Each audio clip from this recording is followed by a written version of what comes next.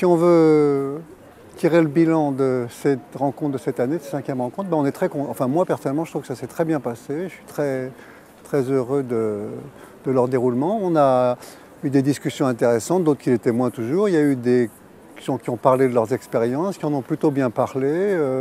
Et on a vu des films, et on a vu les films de nos invités scandinaves. Parmi les films, moi je voudrais surtout parler de celui que j'ai vu hier matin, qui s'appelle Borgen, je ne garantis pas la prononciation, qui est un film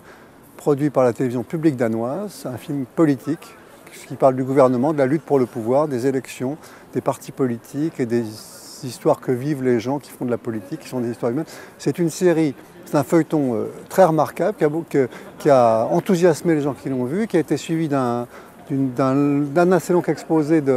du directeur de la fiction de la télévision danoise, qui était aussi très captivant, où il a expliqué qu'au Danemark, on privilégiait l'écriture pour faire de bonnes séries, qu'on privilégiait les scénaristes, que le rôle d'un directeur de la fiction, c'était de trancher les conflits entre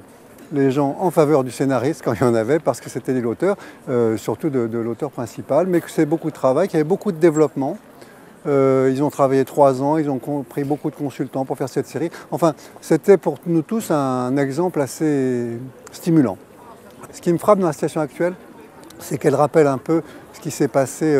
au moment de la nouvelle vague au cinéma, où tout un cinéma français vieillot a été renversé par des gens qui étaient nourris de films américains, qui adoraient Howard Hawks et John Ford et tous ces cinéastes, et aussi les cinéastes italiens, qui adoraient ce qui se faisait à l'étranger, mais qui étaient profondément français, même quand ils étaient suisses comme Godard, qui étaient, comme je le dis, des lecteurs d'Audiberti, de Giraudoux et de Cocteau, et voilà. Et ça a fait des gens qui voulaient faire des films américains, qui n'ont fait que des films français, ou des gens qui voulaient faire des films français parce qu'ils aimaient les films américains. Aujourd'hui, en France, il y a toute une génération de gens qui ont vu des séries américaines, qui ont été à juste titre épatés par Les Sopranos et avant par The Practice, par NYPD Blue, etc.,